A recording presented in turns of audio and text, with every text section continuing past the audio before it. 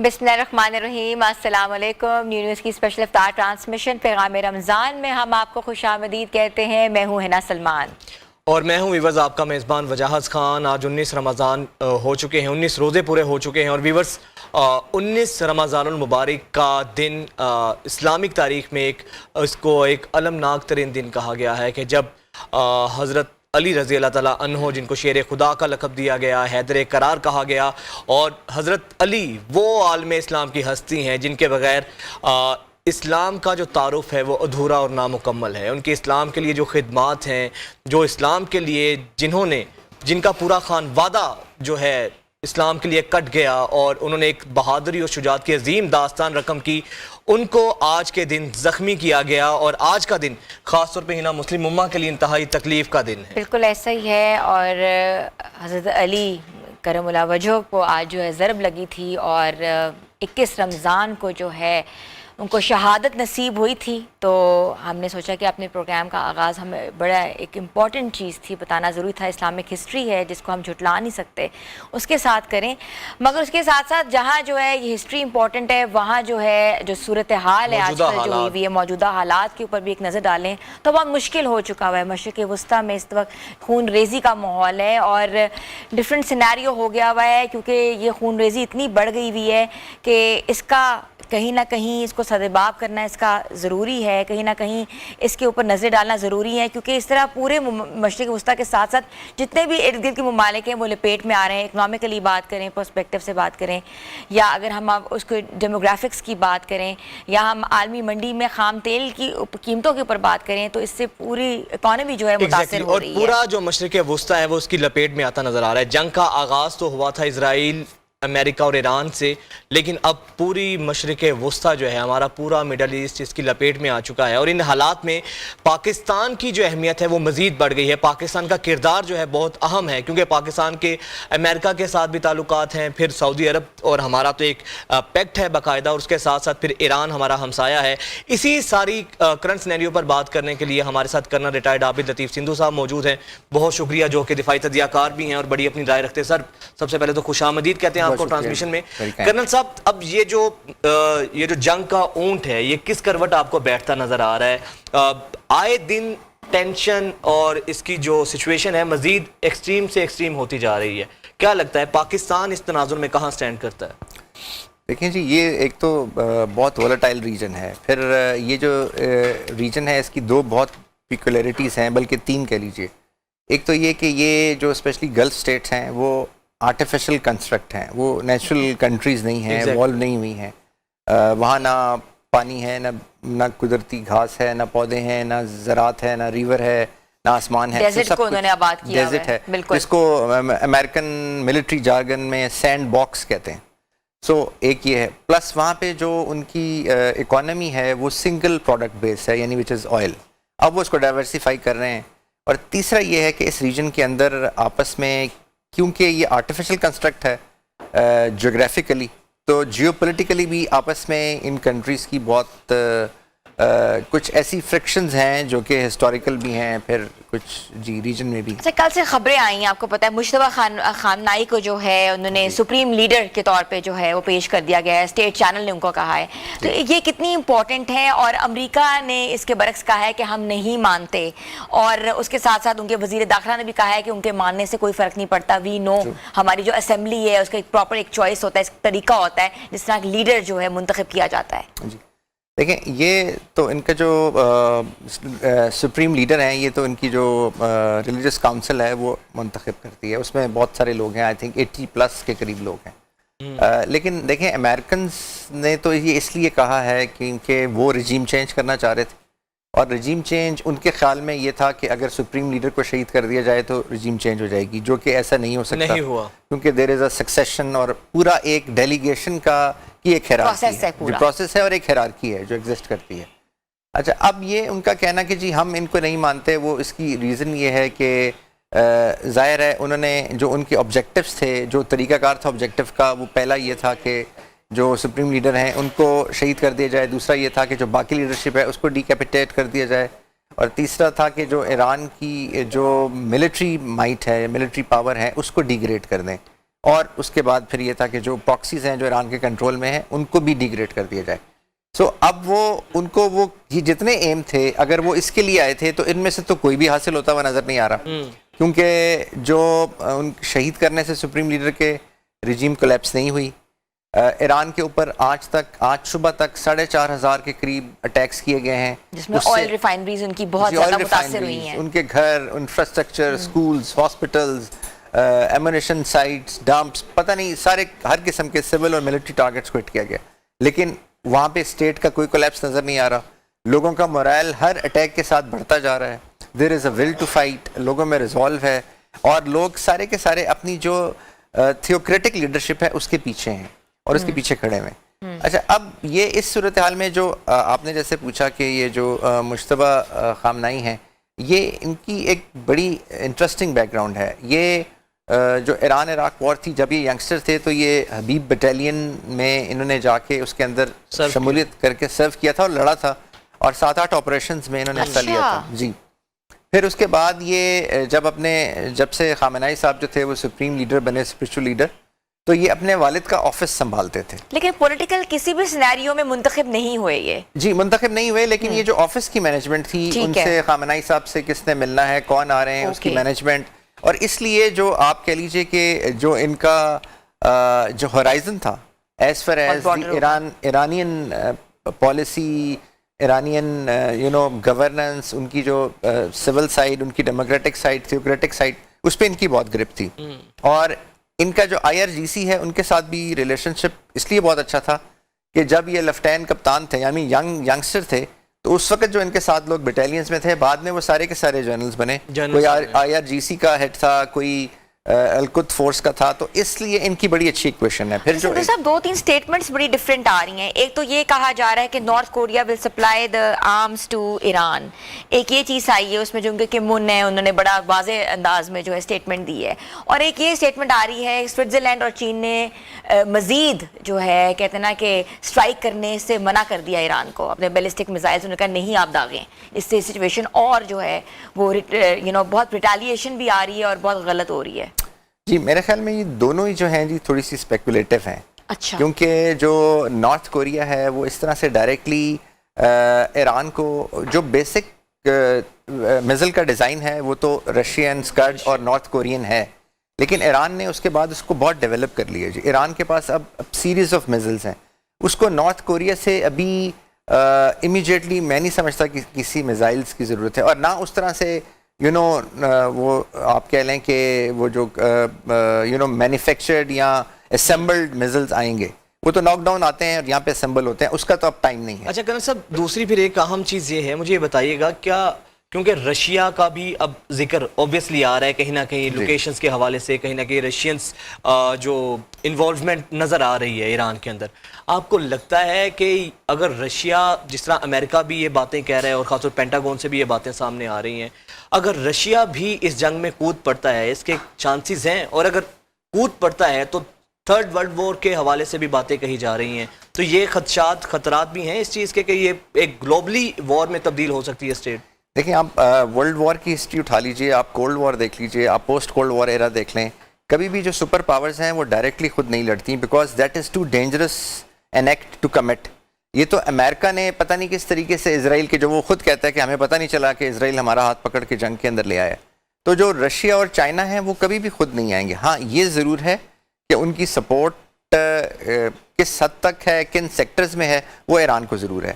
جیسے کہا جا رہا ہے کہ جو انٹیلیجنس سپورٹ ہے وہ رشیا پرووائڈ کر رہا ہے ایران کو, اور پلس آج سے 4 مہینے پہلے ایک شپ میں کچھ 20,000 ٹن جو سالٹ ہے یا جو کیمیکل ہیں فار میزلز, جو اس کے فیول میں یوز ہوتے ہیں, جو کہ جس کی وجہ سے ایران نے اپنے بہت سارے میزلز کو لکوڈ پروپلنٹ سے سالڈ پروپلنٹ میں شفٹ کر لیا. وہ چائنا سے آئے تھے, وہ پوری دنیا میں بھی رپورٹ ہوا. سو اس دفعہ جو ایران کا رسپانس ہے وہ شاید اس جو اس کی کوآپریشن ہے ان دونوں ملکوں کے ساتھ, اس کی وجہ سے بہت ڈفرینٹ ہے. یہ بھی کہا جا رہا ہے کہ جو چائنا کا بادو سسٹم ہے, بادو سیٹلائٹ سسٹم ہے, وہ بھی ایران یوز کر رہا ہے. اچھا, وہ ہیک نہیں ہو سکتا کیونکہ وہ GPS پہ نہیں ہے, وہ امریکن سسٹم پہ نہیں ہے, وہ یورپین سسٹم پہ نہیں ہے. اور اس سے میزل کی جو ایکوریسی ہے وہ بھی بڑھ سکتی ہے. سو اس کا مطلب ہے کہ اگر ایران نے اپنے جو میزلز ہیں اس کے اندر ٹرمینل جو گائیڈنس ہے وہ امپروو کر لی ہے, اس کے اوپر جو آن بورڈ کمپیوٹرز ہیں وہ بہتر ہیں اور وہ لنکڈ ہیں ایک ایسے سیٹلائٹ سسٹم کے ساتھ جو انٹرفیرنس نہیں ہے, جو امریکہ جس کو بند نہیں کر سکتا, تو ڈیفینیٹلی اس کی پھر وہ جو بار بار کہا جا رہا ہے کہ maybe they gonna integrate a nuclear weapon اور سم تھنگ, یا انہوں نے بنایا ہوا ہے, وہ ابھی شو نہیں کر رہے. اور آج بھی کچھ ویڈیوز جو ہیں سوشل میڈیا پہ بہت زیادہ جنریٹ ہوئی ہیں, خیر وہ اے آئی ویڈیوز ہیں, بٹ اسٹل آپ سے پوچھنا چاہ رہی ہوں. جی نہیں, آئی ڈونٹ تھنک سو جی, Iran will not go that far, اور برادر اس کے پاس آئی تھنک یہ نیوکلیئر کیپیبلٹی ہے بھی نہیں, کیونکہ جو جتنی وہ انریچمنٹ کر رہا تھا وہ 60% کے قریب پہنچا تھا, اور آپ کو کرٹیکلٹی کے لیے یا نیوکلیئر اس کے لیے تو آپ کو 98 سے پلس جانا پڑتا ہے. لیکن سر دوسری طرف کہا جا رہا ہے کہ اسرائیل یا امریکہ کی طرف سے کوئی نیوکلیئر اٹیک ہونے کا خدشہ ہے, اس میں کس حد تک آپ کو لگتا ہے کہ یہ ہو سکتا ہے؟ کیونکہ اس کی بہت زیادہ 2-3 دنوں سے آج بھی رپورٹ ہوئی ہیں کہ اس کے کہیں نہ کہیں خطرات ہیں کہ ایران پہ ایسا ہو سکتا ہے. دیکھیں ایسکلیشن میں جو ایسکلیشن لیڈر ہے اس میں آپ ایک دم اتنے سارے رنگز جو ہیں وہ عبور نہیں کرتے, اور اگر کوئی ملک یہ عبور کرے گا خدا نخواستہ تو پھر تو یہ ورلڈ وار شروع ہو جائے گی. اور یہ جو امریکہ نے جب یوز کیا تھا نیوکلیئر ویپن, تو آپ کو پتا ہے دیٹ واز ہیروشیما ناگاساکی پہ, اس وقت تو وہ ورلڈ وار ہو رہی تھی, اور ورلڈ وار بھی جو تھی وہ ختم نہیں ہو رہی تھی, پورے کے پورے جو الائز ہیں وہ امبرائل ہو گئے تھے وار کے اندر. تو امریکہ نے اس ساری چیز کو اپنے تئیں اپنی اسٹریٹجک کیلکولیشنز میں ختم کرنے کے لیے اس نے وہ, کیونکہ جاپان جو ہے وہ پیچھے نہیں ہٹ رہا تھا. لوگ اس کی بھی مثال دیتے ہیں کہ جیسے جاپان مار کھانے کے باوجود پیچھے نہیں ہٹ رہا تھا, ایران بھی اسی طرح پیچھے نہیں ہٹ رہا. لیکن اس ریجن میں خدا نخواستہ دیکھیے 4 نیوکلیئر پاورز ہیں, اور یہ چاروں کو چھیڑنے والی بات ہے. یعنی رشیا بھی یہاں ہے, چائنا بھی یہاں ہے, انڈیا بھی یہاں ہے, اور پاکستان بھی. اچھا سر, اس پر بھی ہم بات کریں گے, ابھی ہمیں بریک لینی ہے, اور بریک کے بعد ویور جب ہم واپس آئیں گے تو کرنل صاحب سے ہم بات کریں گے خاص طور پہ میڈل ایسٹ کی طرف سے سعودی عرب کا بھی خاصا ریئیکشن آیا ہے کہ وہ بھی اب جواب دے سکتے ہیں ایران کے حوالے سے, کیونکہ افطار بھی ہماری اتنی ضروری ہے, اور کچن کے بعد آپ کو بتائیں گے کہ کون سی ریسیپی بن رہی ہے. چھوٹی سی بریک پہ جا رہے ہیں, آپ لوگ ہمارے ساتھ رہیں. پیغام رمضان میں آپ کو ایک بار پھر سے خوش آمدید کہتے ہیں. ویورز, بات کرتے ہیں اگر صحت کی, تو صحت کی جب بات کرتے ہیں تو ایسی تمام چیزیں دماغ میں آتی ہیں جو انسانی صحت کو سکون بخشے. تو سکون جو برانڈ ہے وہ یہی کہتا ہے کہ اپنی زندگی کو پرسکون بنائیں, ان کی پروڈکٹس استعمال کریں. Say no to self medication, it's a Pakistan number 1 wellness brand. اور یہ صرف کھائیں نہ, صرف آپ لگائیں, جس میں اس میں آئلز ہیں, اسینشن آئلز ہیں, ان کی پروڈکٹس ہیں, ہیئر کیئر ہے, اور اس کے ساتھ نیلز پروڈکٹس ہیں, اور آپ استعمال کر کے جو ہے اپنی صحت کو سکون سے کہتے ہیں جی سکتے ہیں اور پرسکون بنا سکتے ہیں. اچھا, سکون کی بات تو کر لی ہے, اب ذرا اٹائر کی بھی بات کر لیں, کیونکہ اٹائر کے بغیر ہم اتنے اچھے آپ کو دکھ نہیں سکتے ہیں, ہم سکون میں نہیں رہ سکتے ہیں. تو ویورز, میرے اٹائر کے لیے یونیورتھ نے تعاون کیا, اور ہمیشہ سے یونیورتھ کا ہمارا پہلے روزے سے 30ویں روزے تک انشاءاللہ ساتھ ہوگا. اور اب پروگرام کی جانب بڑھتے ہیں, کرنل صاحب ہمارے ساتھ موجود ہیں. کرنل صاحب, اب جس طرح ہم نے کہا کہ یہ اب پیٹرو وار کی طرف جو ہے نا صورتحال جا رہی ہے, G7 کنٹریز کا بھی آج اجلاس ہو رہا ہے, وہ بھی بہت اہمیت کا حامل ہے. تو where Pakistan will stand, Pakistan کا ایران بھی بھائی ہے, اس کے ساتھ بھی ہمارے ایک ہسٹوریکل ریلیشن شپ ہیں, سعودی عرب کے ساتھ بھی ہماری بہت اچھی تعلقات ہیں, بہت اچھی دوستی ہے. تو پاکستان کا رول کتنا اہم ہے, خاص طور پہ جنگ رکوانے کے لیے بھی پاکستان کوئی وائٹل رول پلے کر سکتا ہے, اس پوزیشن میں ہیں ہم؟ جی دیکھیں, جب یہ مارکہ حق ہوا تھا تو اس میں ایک تو جو جس طریقے سے پاکستان نے کنونشنل ڈیٹرنس کا بھی مظاہرہ کیا تھا, اور آپ کو پتہ ہے جس طرح سے انڈیا کے جو بھی عزائم تھے وہ اس کو کاؤنٹر کیا, اور اس کو پوری دنیا نے سراہا. دوسری چیز جو وہاں سے ایمرج ہوئی تھی وہ یہ تھی کہ پاکستان اس ریجن کے اندر نیٹ سٹیبلائزر ہے. پاکستان ایک ایسا ملک ہے, ایسا ایمرج ہوا ملک جو کہ اس ریجن کے ساری کنٹریز کے ساتھ تعلقات اچھے ہیں, وہ ان سے بات کر سکتا ہے, جو ان کے کانفلکٹ ہیں ان پہ بات کر سکتا ہے, ان کے بیچ میں پارلیز کا کام کر سکتا ہے, اور وہ ان جو معاملات ہیں اور جو جیو اسٹریٹجک فرکشن ہیں, آپ کہتے ہی اس ملک کو نیٹ سٹیبلائزر ہیں جو جیو اسٹریٹجک فرکشن کو سود کر سکے, تو وہ الحمدللہ پاکستان ایسے ایمرج ہوا.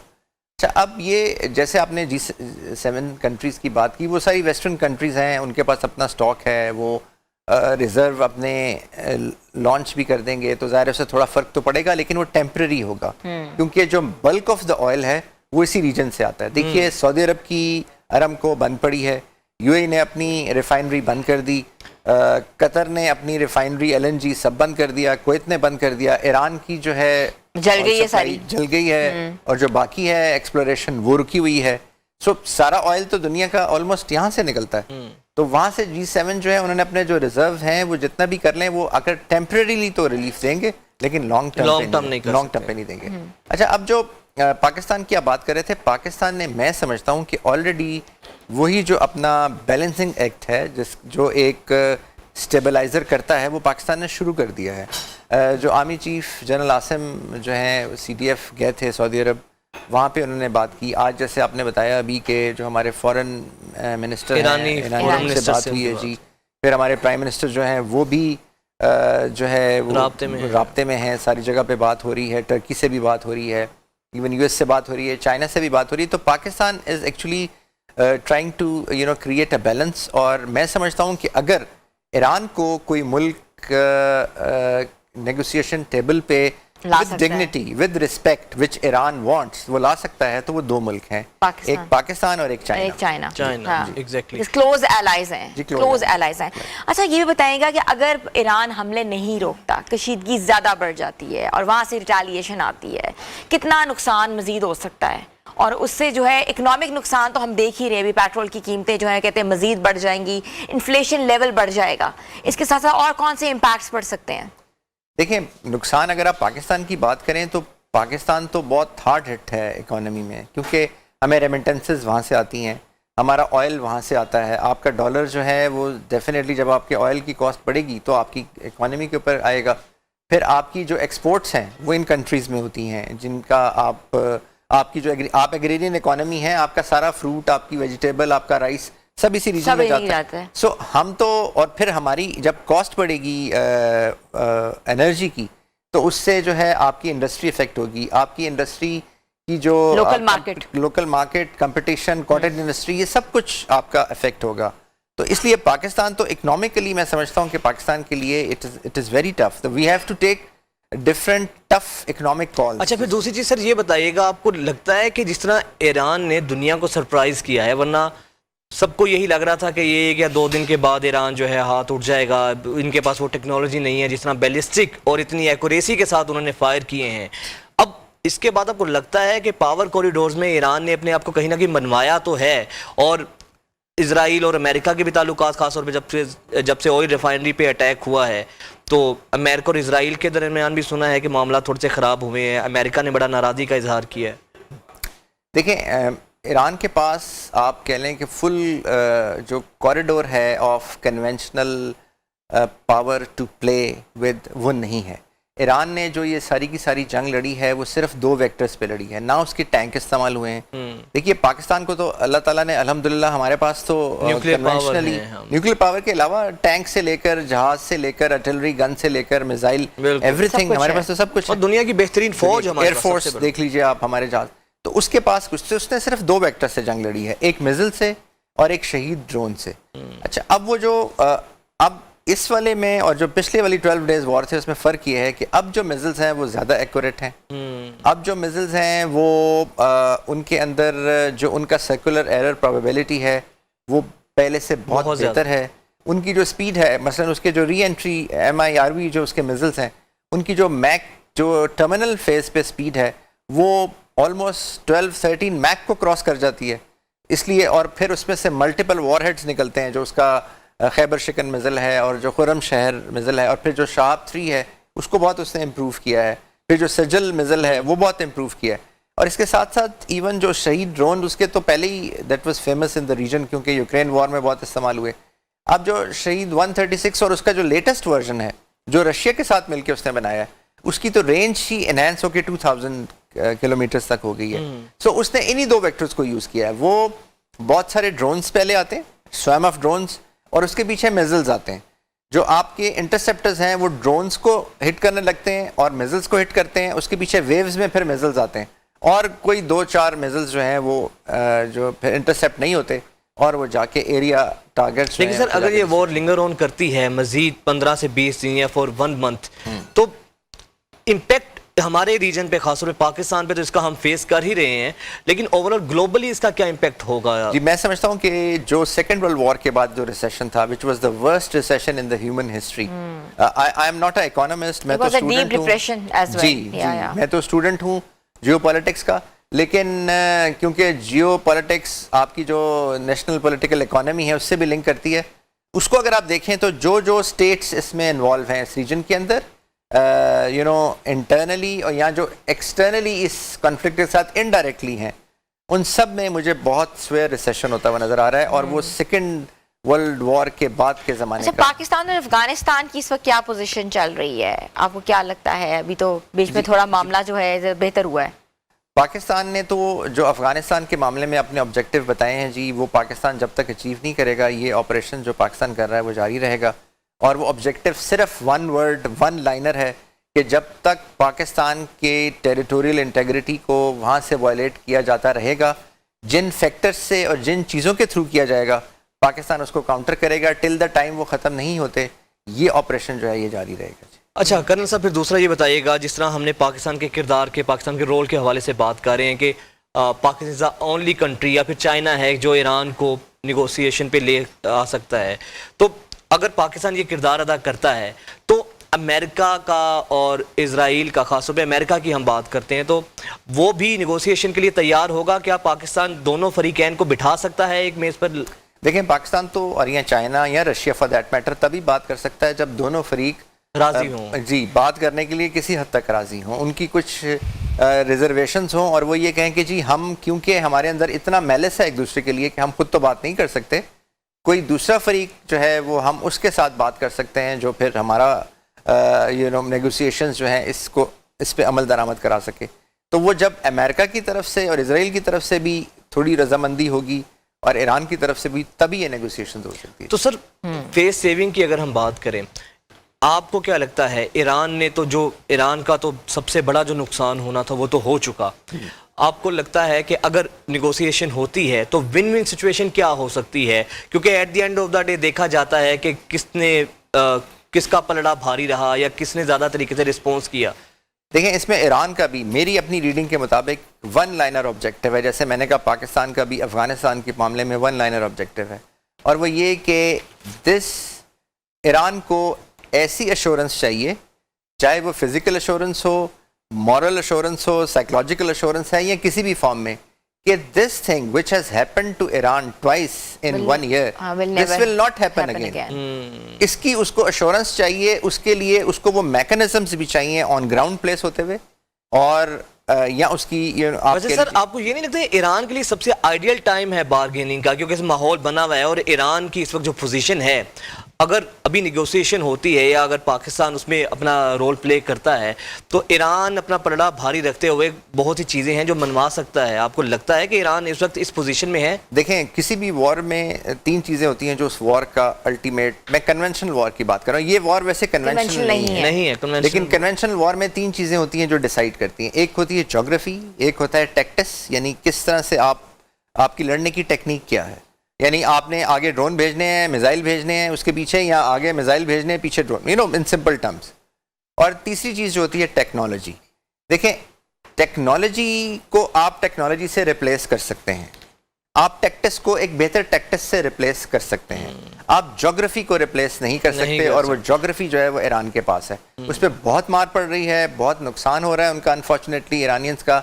लेकिन अगर आप ज्योग्राफी पे रिजॉल्व और विल रख दें तो फिर no one can defeat that. नुकसान होगा, शहादतें होंगी, घर तबाह होंगे, बिल्डिंग्स तबाह होंगी, स्कूल्स तबाह होंगे, कॉलेजेस तबाह होंगे, लेकिन रिजॉल्व खत्म नहीं होगा ना वो ज्योग्राफी। उनके मॉरल्स इतने हाई क्यों हैं आफ्टर सो मच ऑफ, आपको पता है कितना डिस्ट्रक्शन हो रही है, उनके सुप्रीम लीडर को जो है शहीद कर दिया गया है, but they have a high morals. उसकी रीज़न है बिकॉज वो पिछले 3000 साल से एक नेशन है, वो ना कहीं वहाँ से उठ के गए हैं ना वहाँ कहीं आए हैं, बल्कि उनका कल्चर जो है वो पूरी दुनिया में गया है। हम जो सब कॉन्टिनेंट में जब मुगल से उस वक्त तक, बल्कि अंग्रेज़ों से थोड़ा पहले तक, बल्कि अंग्रेज़ों के ज़माने में भी फ़ारसी तक यहाँ पे पढ़ाई जाती थी। ये जो सारा सेंट्रल एशिया है वहाँ पे फ़ारसी बोली जाती है, उनका कल्चर है। सो वो 2500 साल से एक नेशन है, पिछले 200 साल से वो एक जंग लड़ रहे हैं, जंग की हालत में है, किसी न किसी क्राइसिस में है, किसी न किसी फ्रिक्शन में है, किसी न किसी जियोपॉलिटिकल ایک سچویشن کے اندر ہیں اور بڑے عرصے سے ایک قوم ہے. تو اس لیے جب کوئی بھی چیز باہر سے ان پہ آتی ہے وہ ارریسپیکٹیو ان کے اندر, کیونکہ یہ دیکھیں مس کیلکولیشن تھی, یہی مس کیلکولیشن مار کے حق میں تھی کہ خدا نہ خواستہ پاکستان آرمی اور عوام کے اندر بڑی ڈفرنس ہے. جیسے ہی پہلے وہ فائر ہوں گے, ڈرونز آئیں گے, لوگ جو ہیں سڑکوں پہ نکل آئیں گے اور فوج کو آگے سے ہم اٹیک کر دیں گے اور پیچھے سے لوگ جو اٹیک, خدا نہ خواستہ اللہ نہ کرے. لیکن آپ نے دیکھا کہ وہ مس کیلکولیشن ثابت ہوئی. یہی ایک اسٹریٹجک مس پرسیپشن تھی جو ایران کے بارے میں, کہ جب جو ہے سپریم لیڈر کو شہید کر دیں گے یا جب میزائل اٹیک ہوں گے یا ایران پہ اٹیک ہوگا تو وہ جو ایک بہت بڑا ایلیمنٹ ہے جو کہ اب کہیں بھی نظر نہیں آ رہا وہ نکل آئے گا. سر لاسٹ کومنٹ کر دیجئے گا, 1 منٹ کے اندر ہم نے بریک لینی ہے. سر ایران کے پاس مزید کارڈز ہیں, مزید سرپرائز کر سکتا ہے یا آپ کو لگتا ہے کہ جس طریقے سے چل رہا ہے؟ دیکھیں ایران کے پاس جو سب سے بڑا کارڈ ہے جیسے میں نے بتایا وہ ان کا نیشنلزم اور ریزولو ہی ہے. اور جو اس کے پاس اگر آپ کارڈز کو ویپن کی بات کریں گے تو ویپنز ان کے پاس وہی 2 ہیں جو وہ استعمال کریں گے. اگر آپ ڈپلومیسی میں کارڈز کی بات کریں گے تو کارڈ ایران جو بھی کنٹری نیگوسیشن کے لیے بیگ نہیں کرتی ڈپلومیسی میں اس کے پاس ٹرمپ کا کارڈ ہوتا ہے, کیونکہ وہ آپ اس کی مجبوری نہیں ہے نیگوشیٹ, اس کی مجبوری نہیں. بالکل ٹھیک ہے سر. کرنل صاحب بہت شکریہ سر, بہت شکریہ آپ کے وقت. اور ویورز ہم تو ایک بات پر جتنا اللہ کا شکر کریں, اس میں ہم جتنے بھی ہمارے حکمران ہیں جن کا پاکستان کو ایٹمی قوت بنانے میں رول رہا ہے, ہم ان کو سلیوٹ پیش کریں گے. کیونکہ اگر آج پاکستان پوری قد کاٹ کے ساتھ کھڑا ہوا ہے, اس کی وجہ یہ ہے کہ ہم ایک ایٹمی قوت ہے, نیوکلیر پاور ہے, اس لیے ہماری طرف کوئی میلی آنکھ سے نہیں دیکھ سکتا. اور چھوٹی سی بریک کے بعد واپس آتے ہیں, آپ لوگ ہمارے ساتھ رہیں. پیغام رمضان میں آپ کو ایک بار پھر سے خوش آمدید کہتے ہیں. ویوز افطار کا وقت قریب آ رہا ہے تو ہم نے سوچا کہ ہم کچن کا رخ کرتے ہیں, اور کچن میں شیف فاطمہ جو ہے ہمیں بتائیں گی کہ آج انہوں نے کون سی ریسیپیز بنائی ہیں اور کون سی ڈرنکس وہ بنا رہی ہیں. جی السلام علیکم فاطمہ. وعلیکم السلام. ہاں جی ہے نا, آج جو ہے وہ بہت لائٹ سی ریسیپی لے کے آئے ہیں ہم, کیونکہ روز جو ہے نا وہ تھوڑا سا ہیوی ہو جاتا ہے, تو آج سنیکس اور جو مینیو ہے نا وہ دونوں ہم نے ملا دیے ہیں. تو آج کی جو ریسیپی ہے اس کا نام ہے اورنج چکن, اور اس کو جو ہے وہ ایز اسنیک بھی آپ بنا سکتے ہیں اور اس کے ساتھ رائس بھی بنا سکتے ہیں.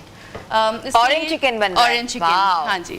یہ جو ہے وہ امریکن چائنیز ڈش ہے جس میں جو ہے نا وہ لائٹ سا آپ وہ ساس رکھ لیتے ہیں, تو رائس بھی ساتھ کھا سکتے ہیں اور ایز اسنیکس اس کو اور فلیور آپ کو اورنج کا آتا ہے. اورنج کا آئے گا, جوسز اورنج جوسز کے ساتھ بنے گا, یہ فریش اورنج جوسز کے ساتھ. تو اس کے لیے لیا ہے میں نے 1 kg چکن بریسٹ لینا ہے آپ نے, خود سے اس کے 1/2 انچز کے پیسز کرنے ہیں. اس کو میرینیٹ کیا ہوا ہے میں نے ایگ اور کارن فلاور کے اندر, یہ آپ دیکھ سکتے ہیں. اور اس کو جو ہے نا تقریباً اوور نائٹ آپ نے رکھنا ہے اس کے مکسچر کو. اس کی ساس میں جو ہے نا وہ ایڈ کریں گے ہم butter, garlic, red chilli pepper, black pepper اور سالٹ. اور اس کے علاوہ اس میں جائے گا سویا ساس, سرکہ, وائٹ پیپر, اور ساتھ میں جو اس کا مین انگریڈینٹ ہے وہ ہے اورنج جوس. اور اس کو تھک کرنے کے لیے ہم تھوڑا سا ایڈ کریں گے اس کی ساس میں کارن فلاور. اور یہ جو ہے نا وہ میریڈیٹ کر کے آپ کو ساتھ ساتھ دکھاتی ہوں, کیونکہ ٹائم ہمارے پاس تھوڑا سا شارٹ ہے, تو اس کے لیے جو ہے نا وہ ڈرنک بھی ساتھ ساتھ میں بنا رہی ہوں. لیکن جو ہے وہ آئل تھوڑا سا گرم ہو گیا میرا, اس کو میں تھوڑا سا لائٹ کرنے کے لیے ایڈ کر رہی ہوں, کیونکہ جو ہے نا اس کا تلوں کا جو فلیور ہے وہ کسی اور آئل میں آپ کو نہیں مل سکتا, جو اس کی کوالٹی ہے وہ اور کسی میں آپ کو نہیں مل سکتی. تو اس کے ساتھ ساتھ جو ہے وہ ڈرنکس میرے پاس ابھی 2 ریڈی ہیں, جس میں سب سے پہلے میں کروں گی کرشی لیمنیڈ. اور اس کے لیے جو ہے وہ میں نے 30 ml جو ہے وہ چیا سیڈز ایڈ کی ہیں.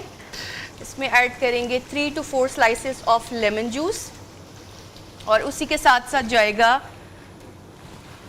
کرشی جامع شیری الائچی کا جو فلیور ہے 2 tablespoon ایڈ کریں گے. اور اس کے ساتھ جو ہے وہ تھوڑا سا پانی ایڈ کریں گے, اور اس میں فائنلی جو ہے وہ ایڈ کریں ہم کالا نمک اور بلیک پیپر, جس کی وجہ سے جو ہے نا یہ لیمنیڈ کا فل فلیور آپ کو جو ہے وہ دے گا. اور ساتھ میں آپ ایڈ کر سکتے ہیں اسپارکلنگ واٹر یا پھر سوڈا. میں نے اسپارکلنگ واٹر ایڈ کیا. تو یہ ہمارا ریڈی ہو گیا ہے لیمنیڈ. اور اس کے ساتھ ساتھ ایک اور ڈرنک ریڈی کریں گے جو کہ ہے 7 اپ. اور 7 اپ کا جو ہے وہ ہم بنا رہے ہیں کیوکمبر کولر, اور کیونکہ گرمیاں ہیں بہت جو ہے نا وہ آج کل گرمی تھوڑی سی زیادہ تیز ہو گئی ہوئی ہے، تو اس میں جو ہے نا میں نے لیا ہے کیوکمبر اور اس کو جو ہے وہ گرائنڈ کر لیا. ایک کیوکمبر لیں گے ہم، اس کے ساتھ ایڈ کریں گے لیمن جوس اور تھوڑے سے لیمن کے سلائسز، ساتھ اس میں جائے گا 7 اپ اور تھوڑا سا اس میں جائے گا کالا نمک، اور یہ ہمارا کیوکمبر کولر ریڈی ہے. اس کے ساتھ ساتھ ہے نا سبروسو کا جو ہے وہ ہم کر رہے ہیں چکن زیسٹی فلے، اور فلیز جو ہے نا وہ ریڈی ٹو ایٹ ہیں، 3 to 4 منٹس میں ریڈی ہو جاتے ہیں. آپ اس کو سپریٹلی بھی ایز اسنیک بھی یوز کر سکتے ہیں، اور اس کے ساتھ ساتھ آپ اس کو برگرز کے اندر بھی لگا کے جو ہے نا وہ کھا سکتے ہیں. اور اس کے ساتھ ساتھ جو ہے نا وہ ہمارے پاس ایک ملک جو ہے نا وہ انٹروڈیوس کروایا ملک فیل کے نام سے، جس کا فلیور بہت زبردست ہے. اس سے انشاءاللہ ہم آپ کو جو ہے نا وہ مزیدار سی ریسیپیز بھی بنا کے دیں گے. اور کچن جو ہے وہ ہمارا کمپلیٹ ہوا، لیکن کمپلیٹ ہو نہیں سکتا جب تک کہ ہم برتن واش نہیں کرتے. برتن واش کرنے کے لیے ہمیں چاہیے وم، اور وم آپ کے لیے لے کے آیا ہے نئی خوشبو اور نئی طاقت، جو کہ آپ کے برتنوں میں سے چکنائی کو بالکل ختم کر دیتی ہے اور آپ کے برتنوں کو خوشبودار بناتی ہے. اس کے ساتھ ساتھ انٹروڈکشن کرواؤں گی میں ہمارے سپیریئر یونیورسٹی کے ایک اسٹوڈنٹ سے جو کہ ہماری ہیلپ بھی کریں. جی بتائیے پلیز آپ اپنا نام. میرا نام احمد بلال ہے اور میں سپیریئر یونیورسٹی میں بی ایس کر رہا ہوں کلنری آرٹس میں، جو کہ ایک 4 ایئر ڈگری ہے. لاہور میں پاکستان میں ابھی تک کوئی انسٹیٹیوٹ نہیں ہے جو یہ ڈگری کروا رہا ہے. تو سب سے جو پہلی چیز جو جس وجہ سے میں نے ایڈمیشن لیا سپیریئر میں وہ یہی تھی. اور اس کے ساتھ ساتھ جو ٹیچرز ہیں، جو فیکلٹی ہے، جو thank you so much Ahmed, and thank you so much Fatima. اور احمد آپ ہیلپ کریں اور ہم کو پھر کچن کی جب آپ ڈش آؤٹ کریں گے پھر پہلے ایک چکر پھر لگائیں گے. چھوٹی سی بریک پہ جا رہے ہیں ویورز، آپ لوگ ہمارے ساتھ رہیں. پیغام رمضان ٹرانسمیشن میں ویورز آپ کو خوش آمدید کہتے ہیں. اور ویورز آج کا جو ہمارا موضوع ہے اور جو آج کے ہمارے مہمان ہیں دونوں ہی بہت زبردست ہیں. اور موضوع خاص طور پہ اگر ہم بات کریں تو ویورز آج کا جو ہمارا موضوع ہے وہ ہے کہ ہمارے جو ملک میں خاص طور پہ فرقہ واریت اور پھر لیکن دوسری طرف امت کا تصور. ویسے تو اسلام میں ہمیشہ امت کا تصور دیا گیا ہے، امت کی بات کی گئی ہے، لیکن بدقسمتی ہے خاص طور پہ ہمارے اس ریجن کی کہ یہاں پر ہمیں لگتا ہے ایسے ہے، چاہے ہمارے مدارس ہوں، ہماری مساجد ہوں، ممبر پر بدقسمتی سے دین کی بجائے مسلکوں کی ترویج کی جاتی ہے. سب کی میں بات نہیں کر رہا، لیکن عمومی طور پہ ہوتا ایسے ہی ہے.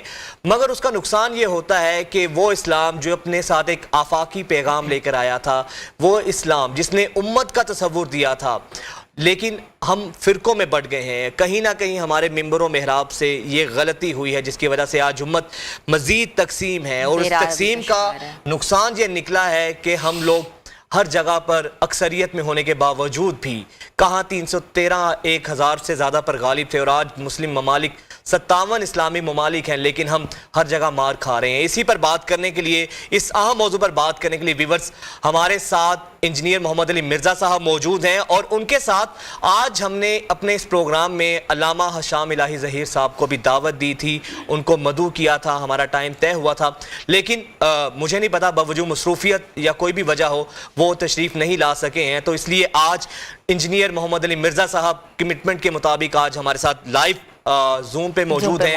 مرزا صاحب بہت خوش آمدید کہتے ہیں سر اپنی پیغام رمضان ٹرانسمیشن میں. کوشش تو ہماری تھی آپ کو پہلے رمضان سے جوائن کرتے، لیکن پھر بھی آج آپ ہمارے ساتھ موجود ہیں. سر خوش آمدید کہتے ہیں آپ کو. جزاک اللہ خیرا. لا حول ولا قوة الا باللہ. اللہم صلی علی محمد وعلی آل محمد. رب اشرح لی صدری ویسر لی امری واحلل عقدۃ من لسانی یفقہوا قولی. میری بھی بڑی خواہش تھی کہ آج حشام الہی ظہیر صاحب حفظہ اللہ تعالی یہاں موجود ہوتے، اپنی کمٹمنٹ کے مطابق جو آپ سے انہوں نے کی تھی. بہرحال میں تو اپنی کمٹمنٹ پہ پورا اترتے ہوئے لائیو آ گیا ہوں، اور انشاءاللہ امید کرتا ہوں کہ یہ آفر جو ہے وہ غیر محدود مدت کے لیے ہونی چاہیے، امت کے وسیع تر مفاد کی خاطر. اور حشام بھائی انشاءاللہ تعالی نیکسٹ کسی پروگرام میں آ جائیں گے انشاءاللہ تعالی، اور ہم بیٹھ کے بات کریں گے ایک اچھے ماحول کے اندر، ایک ریسپیکٹیبل مہذب دنیا کے اندر جس طرح لوگ گفتگو کرتے ہیں ایک اینکر کے ذریعے. تو انشاءاللہ ہم गुफ्तगू करेंगे एक किसी इंशाल्लाह। कॉमन टॉपिक के ऊपर। नहीं मिर्जा जो भी आप साहब, रख लें। हम इंशाल्लाह सर, हम आपको आपने जिस तरह कहा कि आपने तो अपने आप को गैर मशरूत तौर पे पेश किया है, हशाम साहब से हम दोबारा दरख्वास्त करेंगे कि वो टाइम निकालें और एक हेल्दी डिस्कशन हो जिसका मकसद बहुत जरूरी है। तामीरी हो, है ना, बिल्कुल, जिसका बिल्कुल। मकसद तामीरी हो ताकि लोगों को माशरे की सीखने को मिले। कंस्ट्रक्शन तभी होती है जब एक डिस्कशन जो है वो हेल्दी हो और उसको ऊपर ना कोई प्रोपोगेट किया जाए, बल्कि माशरे की इस्लाह होती है। बिल्कुल अली भाई, फिर जिस तरह आज का हमारा मौजू है कि फिरका वारियत और इस्लाम में उम्मत का तसव्वुर, सर जब इतना आफाकी पैगाम है हमारे इस्लाम का, कुरान में जगह जगह कहा गया है कि इत्तेहाद उम्मत की बात की गई है, उसके बावजूद सर हम फिरकों में मुनकसिम नजर आते हैं। बुनियादी कसूरवार किसको ठहराते हैं आप, और क्या वजह है कि हम क्यों उम्मत के तसव्वुर को भुलाकर आज फिरकों को ज्यादा प्रमोट करते नजर आते हैं? देखें, ये जो कुछ हुआ इसमें सबसे बड़े मुजरिम जो है वो उलमा है, यानी कि उलमाए सू, जिन्होंने इस्लाम की जो सबसे बुनियादी तालीमात में से एक तालीम थी कि आपने फिरका वारियत को अवॉइड करना है और उम्मत को जोड़ना है एक जगह पे, वो अपनी रिस्पॉन्सिबिलिटी उन्होंने पूरी नहीं की। जाहिर है जब इस्लाम के हवाले से कोई खिदमत होती है, क्रेडिट उलमा लेते हैं, तो जब कहीं इस्लाम के हवाले से इस तरह की कमजोरी सामने आई तो इसका जो है वो डेबिट भी उन्हीं के खाते में पड़ना चाहिए। ये नेचुरल चीज है।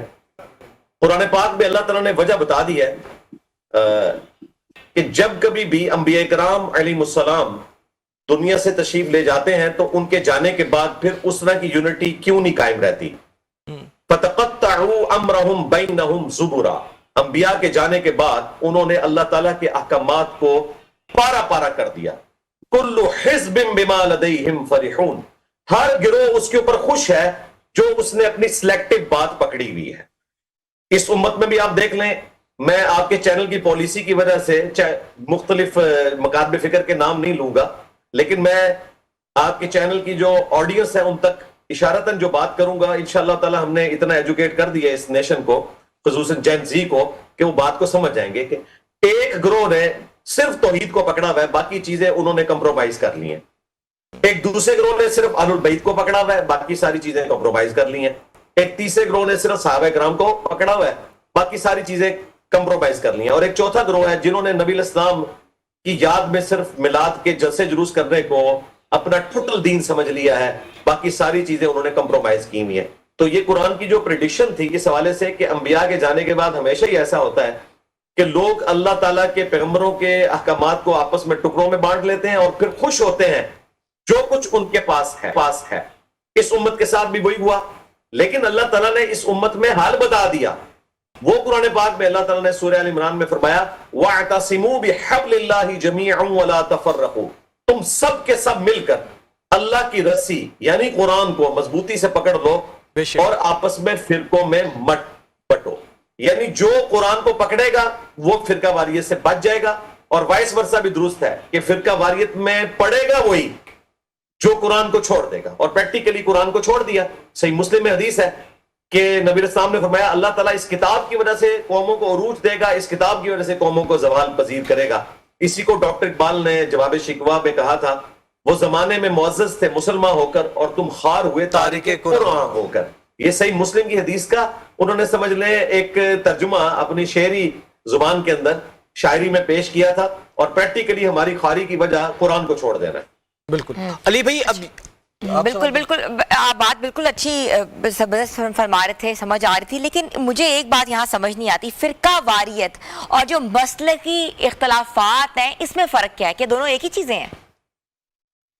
देखिए, इख्तलाफ राय हो सकता है, सहाबा इकराम में भी इख्तलाफ राय था, इवन अंबिया इकराम अलैहिस्सलाम में भी इख्तलाफ राय कुरान पाक में रिपोर्ट हुआ है। हजरत दाऊद अलैहिस्सलाम से उनके बेटे ने इख्तलाफ राय किया, सुलेमान अलैहिस्सलाम ने, और कुरान पाक ने कहा कि सुलेमान अलैहिस्सलाम का जो फाहम था वो ज्यादा बेहतर था उस मामले में। इसी तरीके से हजरत हारून अलैहिस्सलाम मूसा अलैहिस्सलाम के दरमियान भी इख्तलाफ राय हुआ।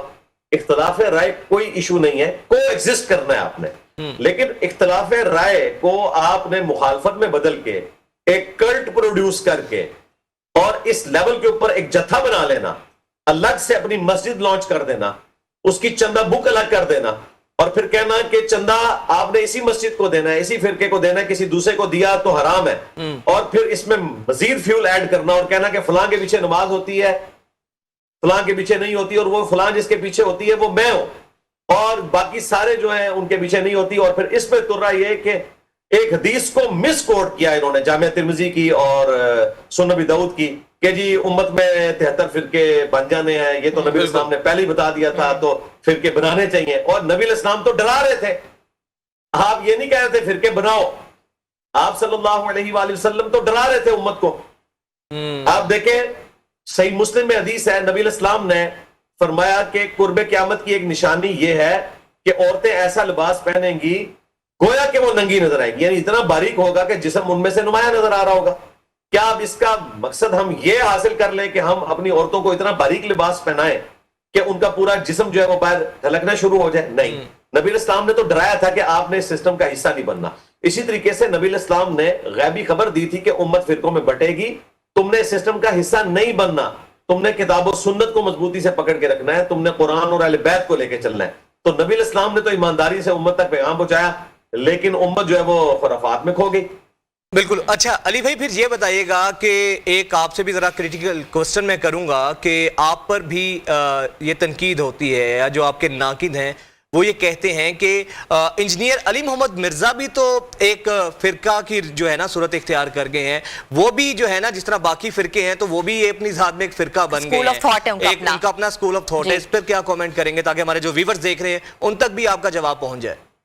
پہلے تو میں آپ لوگوں سے ریکویسٹ کروں گا, آپ نے کسی بھی کوسچن کو کرتے ہوئے کرٹسی میں نہیں جانا, بالکل دبنگ انداز میں مجھ سے کوسچن کرنا ہے.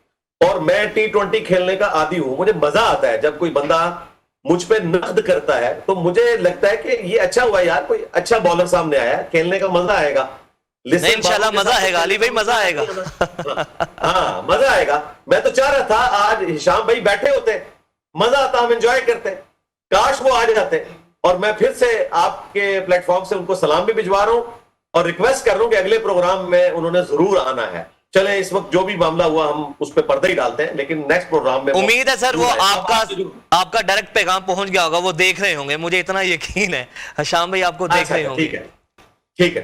اچھا وجاد بھائی, مسئلہ یہ ہے کہ اب یہ کہنا کہ جی میں نے فرقہ لانچ کیا ہے, میں اس اعتراض کو پازیٹیولی دیکھتا ہوں کہ ہم نے لوگوں کو اتنا ایجوکیٹ کیا ہے کہ لوگ اس کو عیب سمجھ رہے ہیں کہ انجینئر نے بھی تو ایک فرقہ بنا لیا ہے. اس کا مطلب ہے لوگوں کے نزدیک فرقہ بنانا ایک عیب, تو یہ میری بہت بڑی کامیابی ہے. تو بھائی میرے فرقے کا ذرا نام بتائیں, نمبر 1.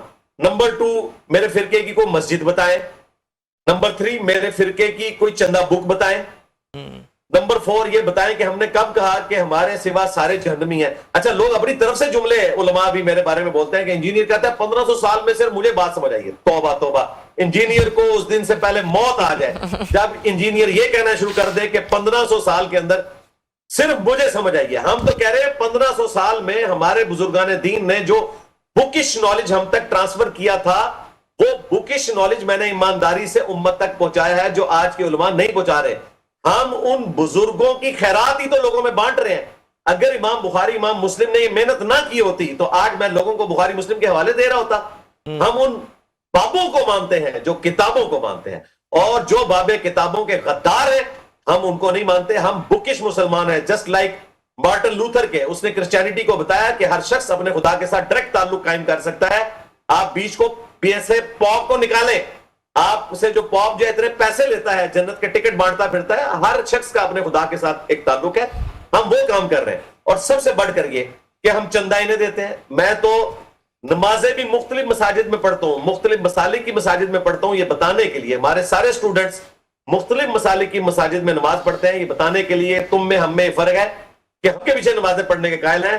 تم سارے آپس میں ایک دوسرے کو کافر کہتے ہو اور ہم تم سب کو مسلمان سمجھتے ہیں. اور اس سے بڑھ کر جو تمہاری زندگی موت کا مسئلہ ہے چندہ, وہ تمہیں دیتے ہیں. ہم نے تو چندہ بک لانچ نہیں کی ہے, میری اکیڈمی بھی کرائے کے اوپر ہے, جس کو ہم اپنے یوٹیوب کے جو اخراجات ہیں جو ہم نے ایک لمیٹڈ اس کو مونیٹائز کیا ہوا ہے 2018 سے آن ورڈ, اس میں سے اس کو مینٹین کرتے ہیں. اس میں بھی ہم نے ویڈیو ایڈز کے اوپر پابندی لگائی ہوئی ہے, سوائے 2023 کے بعد سے جب سے وہ شروع کا ایڈ چلتا ہے میری 3 گھنٹے کی ویڈیو, بیچ میں کوئی مڈ رول نہیں چلے گا. اللہ کا شکر ہے, اللہ نے اسی میں برکت دی ہے, اور ہم کوشش کرتے ہیں کہ اپنے اخراجات خود اپنی جیب سے پاکٹ منی سے جو ہے وہ پورا کرنے کی کوشش کریں. تو پھر فرقہ کہاں سے ہوا؟ چلے میں آخری بات کر دیتا ہوں, چھکا مار دیتا ہوں. یہ کہتے ہیں انجینئر نے فرقہ لانچ کیا ہے اور اس فرقے کا نام ہے علمی کتابی فرقہ. کبھی کہتے ہیں اس کا نام ہے انجینئرنگ فرقہ. میں آپ کے پلیٹ فارم سے پوری مسلم امت کو یہ پیغام دے رہا ہوں کہ میں یہ اعلان کر رہا ہوں, اور میں نے اس سے پہلے کئی دفعہ کیا ہے, کہ علمی کتابی فرقے پہ اللہ کی لعنت, اللہ کے فرشتوں کی لعنت, تمام لعنت کرنے والوں کی لعنت. انجینئرنگ فرقے کے اوپر اللہ کی لعنت, اللہ کے فرشتے کی لعنت, تمام فرشتوں کی لعنت, تمام لعنت کرنے والوں کی لعنت. آپ یہ بھی جرات کریں جو اپنے اپنے پلیٹ فارم سے بول رہے ہیں نا, اپنے اپنے فرقوں کا نام لیں جو انہوں نے مسجدوں میں لکھے ہوئے نام. اللہ کی مسجدوں کے باہر انہوں نے انڈیا کے شہروں کے نام لکھ کے, 2 یوپی کے شہر, ان کے نام کے اوپر فرقے بنائے ہوئے ہیں. وہ میں چینل کی پالیسی کی وجہ سے نام نہیں لے رہا, ان کو پتا چل جائے گا. یہ بھی ان فرقوں کے نام لیں اور کہیں کہ ان فرقوں پہ اللہ کی لعنت, اللہ کے فرشتوں کی لعنت, تمام لعنت کرنے والوں کی لعنت, کیونکہ فرقہ واریت سب سے بڑی بدعت ہے, اور بدعت پھیلانا یہ خود ایک لعنتی عمل ہے. بالکل ٹھیک ہے علی بھائی, آپ کی بات سامنے آ گئی, اور ویورز آپ لوگ بھی ہماری یہ ٹرانسمیشن دیکھ رہے ہیں. ہمیں ایک مختصر سا بریک لینا ہے, بریک کے بعد واپس آئیں گے تو انجینئر علی مرزا صاحب سے مزید سوالات بھی کریں گے. اسٹے ود اس.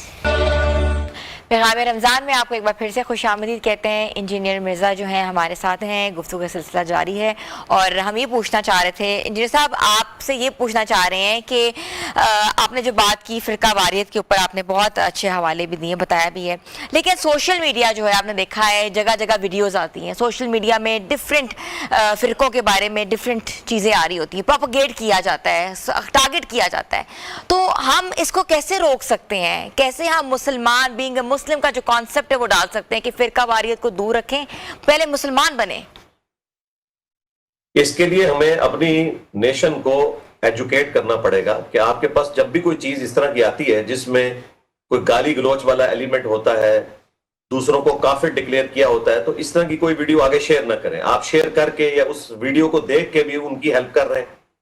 دوسرے نمبر پہ, چاہے کوئی شخص کتنی ہی معصوم سی شکل بنا کے, آنکھوں میں آنسو لا کے آپ کو دانش کی موت والے سٹائل کے اندر بتانے کی کوشش کر رہا ہو کہ قرآن میں یہ لکھا ہے, حدیث میں یہ لکھا ہوا ہے, دین یہ کہہ رہا ہے, آپ نے اس پہ یقین نہیں کرنا جب تک کہ آپ کو وہ ریفرنس نہیں دیتا, اور اس ریفرنس کو آپ نے کاؤنٹر ویریفائی کرنا ہے. آج کل تو بڑا آسان ہے, پی ڈی ایف بھی اویلیبل ہے کتابوں کے, قرآن پاک کے بھی, بخاری مسلم کے بھی, آپ کاؤنٹر ویریفائی کر سکتے ہیں. تیسرے نمبر کے اوپر میں سمجھتا ہوں کہ ہمارے جو گورنمنٹ کے ادارے ہیں, جس طرح کے ایک ادارہ بنایا گیا تھا NCCIA بڑی نیک نیتی کے ساتھ, لیکن بعد میں اس کے کئی ایک اور معاملات سامنے آئے, تو یہ اداروں کا کام ہے جو اس طرح کا جو سوشل میڈیا کے اوپر کرائم ہو رہا ہے, ایک سپیچ کے پوائنٹ آف ویو سے کہ ایک دوسرے کو کافر ڈکلیئر کیا جائے. ایک تو یہ ہے کہ اختلاف رائے کرے, وہ ہیلدی ڈیبیٹ ہونی چاہیے. وہ تو میں سمجھتا ہوں کہ جس طرح پولیٹیشنز آپس میں کرتے ہیں, صحافی کرتے ہیں, اس طریقے سے اس طرح کی ہیلدی ڈیبیٹ جو ہے وہ ٹی وی چینلز کے اوپر ریلیجن کے پوائنٹ آف ویو سے بھی ہوں. اور میں اس میں کریڈٹ دوں گا ہمارے جو مرحوم دوست تھے ڈاکٹر عامر لیاقت رحمہ اللہ تعالی, وہ پاکستان میں پائنیئر ہیں کہ انہوں نے عالم آن لائن جیو کے اوپر شروع کیا, اور ان کو دیکھ کے باقی لوگوں نے کیا. یہ الگ بات ہے کہ اینڈ پہ کیا ہوا, لیکن مجھے بہت دکھ ہوتا ہے اس اعتبار سے جو ان کا اینڈ ہوا. لیکن یہ کریڈٹ آج ہم جتنا دین کے حوالے سے ڈسکشن کرتے ہیں سوشل میڈیا پہ, جو اتنا بوم آیا ہے, یہ اس شخص کو کریڈٹ جاتا ہے. تو گورنمنٹ لیول کے اوپر بھی, چینلز کے اوپر یہ چیزیں ہونی چاہیے. اچھا انجینئر مرزا صاحب, پھر آپ سے, آپ کی کیونکہ ذات کے حوالے سے بات ہو رہی ہے, فرقہ واریت اور اتحاد امت کی بات کر رہے ہیں, تو سر دوسرا فریق تو یہاں پر موجود نہیں ہے, تو میں کچھ سوال ہمارے بھی مائنڈ میں تھے جو آپ سے کرنا چاہیں گے تاکہ لوگوں کو بھی کلیئر ہو. سر پھر ایک اور جو بڑا اعتراض آپ پر بھی آتا ہے, وہ کہتے ہیں کہ یہ تو خود امت کو جوڑنے کی بجائے بکھیر رہے ہیں. ان کا جو طرز تکلم ہے, جو ان کا لہجہ ہے, وہ اتنا ہارڈ کور ہے کہ جو دوسرے مسلک کا شخص ہوتا ہے, جو قریب بھی آنا چاہتا ہے, جب ان کے بڑوں کی کسی کی دل آزاری, وہ ان کو برا بھلا کہتے ہیں یا اس لہجے میں بات کرتے ہیں, تو دائی کا تو یہ لہجہ نہیں ہوتا. دائی تو بڑا حلیم طبع کا, طبیعت کا مالک ہوتا ہے, اور وہ بڑے محبت سے قریب لے کر آتا ہے. بالکل ٹھیک کہتے ہیں جی. بڑی خوشی کی بات ہے کہ جو فریق مخالف نے میرے ساتھ بیٹھ کے مجھ پہ سوالات پھینکنے تھے وہ آپ پھینک رہے ہیں, بڑی خوشی کی بات ہے. میرا خیال ہے اس وقت لائیو پروگرام چل رہا ہے, آپ واٹس ایپ پہ ان سے رابطہ بھی رکھیں, ساتھ ساتھ کوئی اور کوسچن بھی ہے نا تو وہ بھی لیں. میں انشاءاللہ تعالیٰ کوشش کروں گا کہ میں اس مختصر سے وقت کے اندر اس کا جواب دے دوں. یہ بات بالکل انہوں نے ٹھیک کی ہے. تو میرے بھائی مجھے یہ بتائیے کہ میں نے کب کسی کو کافر ڈکلیئر کیا, کسی کے اوپر گالی گلوچ کا معاملہ کیا؟ اب رہا الفاظ کا چناؤ, جس کی وجہ سے یہ سمجھتے ہیں کہ انجینئر صاحب سے لوگ نفرت کرتے ہیں. تو مجھے یہ بتائیں کہ یہ وہ دور ہے جس میں ایک نوجوان لڑکا اپنے باپ اور ماں کی ڈانٹ کھانے کا بھی روادار نہیں ہے. وہ ایسی ہیومن ڈگنیٹی اپنی ڈیمانڈ کرتا ہے اپنے ماں باپ سے. تو کیا وجہ ہے کہ وہی نوجوان انجینئر صاحب کے اتنے تلخ انداز کو نہ صرف قبول کیے ہوئے ہیں بلکہ پروپیگیٹ کر رہا ہے, کوئی اس کو بینیفٹ بھی نہیں ہے. اس کا مطلب یہ ہے کہ سچائی میں اتنی طاقت ہے کہ وہ جس بھی انداز میں بیان کی جائے وہ اپنا اثر رکھتی ہے. اب رہا معاملہ غیر پارلیمانی الفاظ استعمال کرنے کا, تو میں حد الامکان کوشش کرتا ہوں الحمدللہ کہ کوئی ایسا لفظ استعمال نہ کروں جو شرعی اعتبار سے گرفت کے زمرے میں آتا ہو.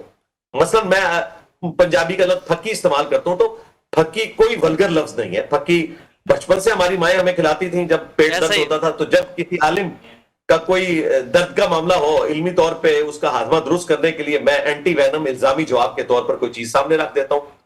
اسی طریقے سے چند ایک الفاظ میں استعمال کرتا ہوں, تو یہ سارے کے سارے الفاظ پارلیمانی ہوتے ہیں.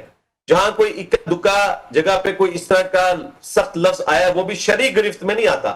آپ یہ کہہ سکتے ہیں کہ شاید ہماری نارمز میں اسے برا سمجھا جاتا ہوں, ادروائز میں کتنے ٹی وی چینلز پہ رمضان نشریات میں آتا ہوں, عام ویڈیوز میں بھی میں ہزاروں گھنٹے نہیں لاکھوں گھنٹے بول چکا ہوں آج تک.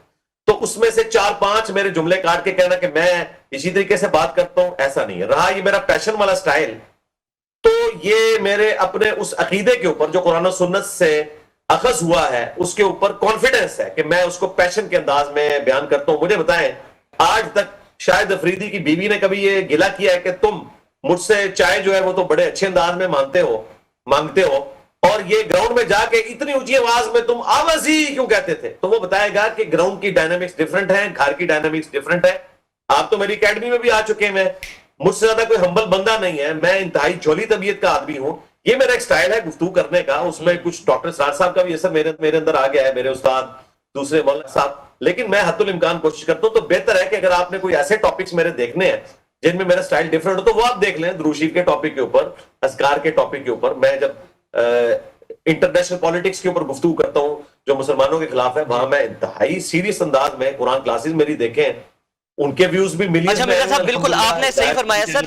دوسرا پھر جو ہمارا جو موضوع ہے, اچھا یہ بتائیے گا کہ آج کا جو نوجوان ہے, جو آج کی جینزی جسے کہا جاتا ہے, ممبر سے ذرا ڈسکنیکٹ نظر آتا ہے.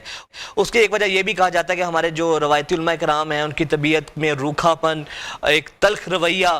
تو سر کس طریقے سے آج کی یوتھ کو ہم ممبر و محراب کے یا دین سے کنیکٹ کر سکتے ہیں؟ دیکھیں یوتھ کو تو ہم نے کنیکٹ کر دیا ہے دین کے ساتھ, مسئلہ ہے دین کے ساتھ کنیکٹ کرنا. ممبر اور محراب کے ساتھ جو ڈسکنیکٹ ہوئے ہیں تو ڈسکنیکٹ ہی رہنے دیں ان کو. اس کی وجہ یہ ہے کہ کنیکٹ ہوں گے تو وہاں پہ کنیکشن تو صحیح اویلیبل نہیں ہے, الٹا فیوز ہی اپنا اڑوا لیں گے. میں سائل ندیم بھائی کے ساتھ ہوں اس معاملے میں کہ وہ کہتے ہیں کہ مسجد کے پاس ساری پاور ہونی چاہیے, لیکن یہ ہماری وشفل تھنکنگ ہے نا. یعنی وہ پنجابی میں ایک محاورہ بولا جاتا ہے, ایک تو بہت ورسٹ ہے, میں وہ نہیں بولتا, دوسرا بول دیتا ہوں کہ تھوک کے پکوڑے نہیں تلے جاتے. یعنی تھوک کے اندر تو پکوڑے نہیں تلے جا سکتے نا. تو اگر آپ کا سسٹم اس قسم کی آؤٹ پٹ نکال رہا ہے اور آپ نے اپنا ممبر ان کے حوالے کیا ہوا ہے کہ جنہیں نہ ورلڈ پالیٹکس کا پتہ ہے, نہ انہیں کمیونیکیشن سکلز آتی ہیں, نہ ان کا انٹلیکچوئل لیول, نہ ان کی تعلیم کا لیول, نہ ان کا فائنینشیل لیول اس لیول کے اوپر ہے کہ وہ حق کے ساتھ اپنی آواز پہنچا سکیں. اور پھر ان کا انداز ایسا ہے کہ دوسری اذان کے وقت لوگ مسجد میں آ رہے ہوتے ہیں, شکر کریں کہ لوگ نماز پڑھ رہے ہیں ان کے پیچھے, اور وہ بھی اس لیے پڑھے. میں نے تو یہ کہا تھا جو چیف منسٹر پنجاب کی ہیں جنہوں نے 25,000 ان کا وظیفہ لگایا, تو میں نے ان کو ریکویسٹ کی تھی کہ آپ ان سے کہیں کہ جمعے کا جو خطبہ ہے وہ صرف عربی میں دیں, اور اگر کسی کو تبلیغ کرنے کا شوق ہے نا تو جمعے کے سوا اور نماز کی ٹائمنگ کے سوا یہ اپنی مسجد میں بندے اکٹھے کر کے بتائیں. یہ لوگ بےچارے جمعہ پڑھنے آئے ہوتے ہیں جن کو دیکھ کے 1:30 بجے جمعے کا ٹائم ہے تو 15 منٹ مولوی تقریر اپنی لمبی کر دیتا ہے, چلے میں کوئی زبردستی اس کو ہدایت دینے کی کوشش کروں. ان کی تقریر سننے کا کوئی روادار نہیں ہے. ورنہ یہ جمعے کو چھوڑے, نماز کو چھوڑے, عام حالت میں منڈے والے دن صبح 10 بجے درس قرآن رکھیں ذرا اپنی مسجد میں دیکھتا ہوں کون آتا ہے, اور اس میں لنگر نہیں رکھنا, ویسے آئے کوئی. اور ہم جو درس دیتے ہیں وہ جمعے کا بھی دن نہیں ہوتا, نماز بھی وہاں پہ نہیں ہوتی ہے, اور لوگ میرے سٹیج پہ آنے سے پہلے ہمارا بھر چکا ہوتا ہے, اور پوری دنیا سے لوگ صرف سننے کے لیے آتے ہیں اس بدتمیز کو بقول ان کے. اچھا مرزا صاحب یہ تو آپ نے بالکل بات ٹھیک کہی ہے, اگر اس میں کوئی شک نہیں ہے, ہم خود آ چکے ہیں آپ کے پاس, اور نو ڈاؤٹ آج کی یوتھ کہیں نہ کہیں آپ کو آئیڈیالائز کرتی ہے, فیسینیٹ کرتی ہے. لیکن مرزا صاحب اب آپ کیا سمجھتے ہیں کہ کیا وجہ ہے پاکستان کے اندر جو ہم دیکھتے ہیں آئے روز فرقہ واریت کے اندر جہاں پہ اضافہ اور کئی حد تک اب کمی بھی دیکھنے میں آئی ہے, اب آپ کے نزدیک اس کا سلوشن کیا ہے اور کس طریقے سے ہم اتحاد کو ہم برقرار رکھ سکتے ہیں اختلاف رائے کے باوجود بھی؟ اور خاص طور پہ جو موجودہ حالات ہیں ہماری امت کے, جو گلوبلی اس وقت سچویشن کا جو ہم فیس کر رہے ہیں. جی, اس میں سب سے پہلے تو ضروری ہے کہ جو آرمڈ کنفلکٹ والی تنظیمیں ہیں ان سب کو بین کیا جائے. ابھی تو فی الوقت ایک پارٹی کے اوپر انہوں نے گرفت کی ہے اور میں بھی صرف ان کی مذہبی ایکٹیویٹی کے خلاف ہوں. اگر وہ پالیٹکس کرنا چاہیں تو انہیں کرنے دینی چاہیے. باقی مذہبی طور پہ لوگوں پہ توہین مذہب کے الزامات لگا کے ان کی لائف ونریبل کرنا, ان کے اوپر مقدمات قائم کرنا, ان کو دھمکیاں دینا, اس بنیاد کے اوپر ان سے بھتے وصول کرنا, چندے وصول کرنا, یہ تو بالکل غلط ہے. تو گورنمنٹ کا کام یہ ہے کہ اسٹیٹ یہ جو ہے انشور کرے کہ اسلحہ کسی عوام الناس کے ہاتھ میں نہیں ہونا چاہیے. سب سے پہلے یہ انشور کرے. نمبر 2, یہ جو مساجد کے اندر انہوں نے تنخواہیں دینے کا سلسلہ شروع کیا ہے, یہ بہت اچھا سلسلہ ہے کہ امام مسجد کی تنخواہ مقرر کی جائے تاکہ وہ آزادی کے ساتھ اپنا پوائنٹ آف ویو لوگوں کے سامنے رکھ سکے اور پھر اکاؤنٹیبل بھی ہو وہ گورنمنٹ کے سامنے بھی, کوئی ایسی بات نہ کرے جس کی وجہ سے کفر و شرک کے فتوے ایک دوسرے پہ لگا کے تو یہ نفرت کا بازار گرم کرے. تیسرا, ماں باپ کا بھی کام ہے کہ اپنے بچوں کو ایجوکیٹ کریں کہ وہ جب اس قسم کے سپیکرز کو سنیں جو ایک دوسرے کو کافر ڈکلیئر کر رہے ہیں تو ان کی گفتگو کو اوائڈ کریں. اس میں جو اچھی بات ہے وہ لے لیں اور بری گفتگو کو اوائڈ کرنا شروع کرتے ہیں. اور میں سمجھتا ہوں کہ اب کافی حد تک ماحول بہتر ہو گیا ہے. سوشل میڈیا کی وجہ سے لوگ ایجوکیٹ ہو گئے ہیں. آپ دیکھیں گے آج کل جو امت جس تکلیف سے گزر رہی ہے, جو اسلام کے دشمنوں نے اسلامک ریپبلک آف ایران کے اوپر دھاوا بول دیا ہے. کسی نے سوچا بھی تھا کہ وہ لوگ جو کل تک شیعہ کو کافر کہتے تھے آج شیعہ کے حق میں نہ صرف گفتگو کر رہے ہیں بلکہ غائبانہ نماز جنازہ پڑھایا جا رہا ہے. وہ آپ نے دیکھا ایک ویڈیو اتنی وائرل ہوئی ہے ایک اہل حدیث کی, لوگ سمجھ رہے ہیں وہ اہل حدیث ہیں, وہ جماعت اسلامی کے پلیٹ فارم سے گجرانوالہ کے ہمارے حافظ زبیر بھائی ہیں جو میرے اسٹوڈنٹ ہیں الحمدللہ. کل میری ان سے بات ہوئی تو انہوں نے کہا انجینئر صاحب یہ کریڈٹ آپ کو جاتا ہے کہ آپ نے ہمیں نکالا ہے اس چیز سے کہ وہ خامنائی صاحب کا غائبانہ نماز جنازہ پڑھا رہے ہیں ایک سنی پلیٹ فارم سے. یہ کتنی بڑی بات ہے الحمدللہ. نو ڈاؤٹ, یہ بہت, اگر آج سے 10 سال پہلے جائیں تو شاید اس کا تصور بھی نہیں کر سکتے تھے, سوچ بھی نہیں سکتے تھے. اچھا مرزا صاحب, پھر بینگ اے ناقد, یا آپ سے اگر میں سوال کروں اس چیز پہ, جو دوسرے آپ کے ناقدین آپ پہ سوال کرتے ہیں تو ہم یہ چاہیں گے کہ جس طرح باقی چیزوں کا آپ بڑی خندہ پیشانی سے جواب دے رہے ہیں, یہ بتائیے گا کہ وہ یہ کہتے ہیں کہ مرزا صاحب جو اتنے بھاشن دیتے ہیں اور اتنے اسٹوڈنٹس سوشل میڈیا پہ لاکھوں ان کو سنتے ہیں, ہزاروں سنتے ہیں, یہ ان کو گمراہ کرتے ہیں. ان سے پوچھیں ان کے پاس ڈگری کون سی ہے, کون سی مدرسے سے, کہاں سے فارغ التحصیل ہیں, یہ تو انجینئر ہیں اور دین یہ دے رہے ہیں تبلیغ کی اور بات یہ کر رہے ہیں دین کی. جی, میری ڈگری قرآن کے اندر مینشن ہو گئی ہے, کنتم خیر امت اخرجت للناس تأمرون بالمعروف وتنہون عن المنکر وتؤمنون باللہ. تم سب سے بہترین امت ہو جو لوگوں کے نفع کے لیے نکالے گئے, لوگوں کو نیکی کی طرف بلاتے ہو, برائی سے روکتے ہو. تو قرآن نے ہمیں ڈگری دے دی کہ پوری امت ختم نبوت صلی اللہ علیہ وآلہ وسلم کی برکت سے نبیوں والا کام لے کر چلے گی. اسی کی بنیاد پہ تو پوری دنیا میں جماعتیں گھوم رہی ہیں, تبلیغی جماعتیں, خواہ وہ دیوبند کی ہوں, بریلویوں کی ہوں. مجھے بتائیں جنید جمشید صاحب کے پاس کون سی ڈگری تھی, سعید انور صاحب کے پاس کون سی ڈگری ہے؟ اگلے دنوں تو میں نے دیکھا شعیب اختر صاحب کو ممبر پہ بٹھایا ہوا ہے, ہم نے تو کوئی اعتراض نہیں کیا کیونکہ دین کی بات جو علماء سے آپ نے سیکھی ہے وہ آپ لوگوں تک پہنچا رہے ہیں. تو ڈگری تو قرآن نے ہمیں دے دی. پھر صحیح بخاری میں حدیث ہے, بلغوا عنی ولو آیا, پہنچا دو میری طرف سے اگرچہ تمہیں ایک آیت ہی آتی ہو. اسی طریقے سے جامع ترمذی میں موقوفاً یہ روایت موجود ہے اور باقی کتابوں کے اندر بھی کہ حکمت مؤمن کی گم شدہ میراث ہے, جہاں سے ملے اسے حاصل کر لو. اسی طریقے سے اگر میں آپ کو مثال کے طور پر ایک چیز سامنے رکھوں کہ ایک پرائمری اسکول کا بچہ آپ سے یہ کہے کہ وجاہت بھائی قرآن پاک کی میں سورۃ البقرہ کی آیت نمبر 279 میں اللہ نے سود کھانے والے کے خلاف اللہ اور اس کے رسول عز و جل و صلی اللہ علیہ وآلہ وسلم کا اعلان جنگ مینشن کیا ہے. آپ ایک دفعہ کھول کے اس کو پڑھ لیں تو آپ وجاہت صاحب یہ کہیں گے کہ پہلے تم ڈگری لے کر آؤ پھر میں تمہارا حوالہ چیک کروں گا. آپ کا کام ہے کہ سورۃ البقرہ کی آیت نمبر 279 پڑھ کے دیکھیں اور اس میں اگر بات نکل آتی ہے تو خواہ اس کے پاس ڈگری ہے یا نہیں ہے, بات درست ہے. صحیح بخاری میں حدیث ہے, شیطان نے انسانی شکل میں آ کے حضرت ابو ہریرہ کو وظیفہ دیا اور ان کو نہیں پتا تھا یہ شیطان ہے. نبی الاسلام نے فرمایا ہے بڑا جھوٹا تھا لیکن بات سچی انجینئر تھی صاحب جو ہمیں رات یہیں کو چھوٹی سی بریک لینی ہے, بریک کے بعد ہم واپس آ رہے ہیں, پھر یہیں سے گفتگو کا سلسلہ آگے بڑھاتے ہیں. چھوٹی سی بریک پہ جا رہے ہیں, آپ لوگ ہمارے ساتھ رہیں. ویلکم بیک ویورز, گفتگو کا سلسلہ جاری ہے. انجینئر محمد علی مرزا ہمارے ساتھ موجود ہیں. انجینئر صاحب, ایک سوال میں آپ سے پوچھنا چاہتی ہوں. یہ سوال یہ ہے کہ اگر ہم کسی عالم کے پاس جاتے ہیں, پوچھتے ہیں, بیٹھتے ہیں, سب سے پہلے وہ ہم سے سوال پوچھتے ہیں کون ہو, پھر پوچھتے ہو آپ کا مسلک کیا ہے. یہ میرے ساتھ بھی ہوا ہے. ہاتھ کھول کے نماز پڑھتی ہو, ہاتھ بند کر کے نماز پڑھتی ہو, اور پھر آگ میں فتویٰ بھی لگاتے تم تو غلط مذہب میں پیدا ہوئی. یہ کیا طریقہ ہے؟ اور یہی چیزیں آگے سے میرے بچے فیس کر رہے ہیں. جی جناب, یہ پرابلم اینڈ پہ کھڑے ہوئے نا, سولوشن اینڈ پہ نہیں کھڑے ہوئے. ایک اور جملہ بھی بولیں گے کہ ہمیں پتہ چل گیا کہ تم کس اسٹیشن سے بول رہے ہو, یہ بھی بات کرتے ہیں. اس کی وجہ یہ ہے کہ یہ ٹیچر نہیں ہے نا, یہ سکھانے کے لیے نہیں بیٹھے ہوئے ہیں. میں کہتا ہوں کہ ایک فزکس اور کیمسٹری کے پروفیسر میں جو حوصلہ ہے نا وہ اس مولوی میں نہیں ہے. فزکس اور کیمسٹری کے پروفیسر کی آپ ہری کلاس میں غلطی نکالیں نا بک کو دکھا کے, تو وہ بولے گا تھینک یو بیٹا, اور مولوی کہے گا تھینک یو بیٹا. تھینک یو بیٹا. اچھا یہ مسئلہ ہے. نہیں بالکل آپ نے. اچھا دوسرا علی بھائی, پھر یہ بات بتائیے گا کہ خاص طور پہ آج کے حالات کے اندر ہمارا بینگ اے مسلم ریئیکشن کیا ہونا چاہیے؟ پیرنٹنگ کے حوالے سے تو ہم بات کرتے ہی کرتے ہیں, لیکن چونکہ ہمارے ساتھ موضوع امت اور ایک خاص طور پہ مسلمان اور فرقہ واریت کو لے کر ہے, تو ایک عام مسلم سر جو خود بھی نہ اس کے پیرنٹس نے قرآن پڑھا ہے, اوبویسلی وہ بیچارہ محتاج ہوگا تو مقامی کسی عالم کا ہوگا, مقامی مسجد کا ہوگا, اپنا اس کا ایٹیٹیوڈ کیا ہونا چاہیے؟ دیکھیں, میرے بارے میں یہ پروپیگنڈا کیا جاتا ہے کہ انجینئر صاحب علماء سے متنفر کروا رہے ہیں اور کہتے ہیں کہ مجھ سے آگے پوچھو. میں کہتا ہوں جی پوچھو علماء نو, صرف ایک فرق کے ساتھ کہ پوچھو یہ کہاں لکھا ہوا ہے. تم نے ہمیں یہ نہیں بتانا کہ ہمارے بزرگوں نے فرمایا, ہمارے کابرین نے فرمایا. ہمیں یہ بتانا ہے کہ اس نے کہاں فرمایا ہے جس کی قبر مدینے میں ہے صلی اللہ علیہ وآلہ وسلم.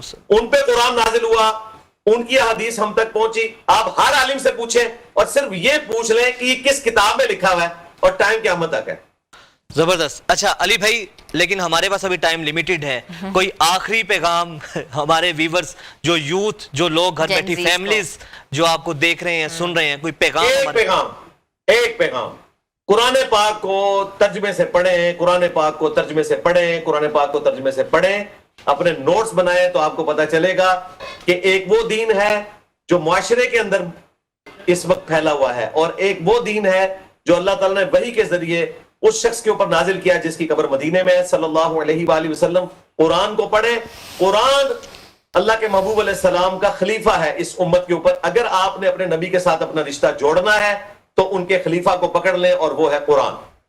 بہت شکریہ علی بھائی, بہت شکریہ. آپ کی آمد کا ویورز, ہماری یہ ٹرانسمیشن جاری تھی, اور امید کرتے ہیں انجینئر محمد علی مرزا صاحب نے جو گفتگو کی ہے, اللہ تعالیٰ اس پر ہم سب کو عمل کرنے کی توفیق عطا فرمائے, اور ہم سب کو قرآن کا فہم عطا فرمائے. اجازت دیں, کل پھر ملاقات ہوگی. اللہ حافظ.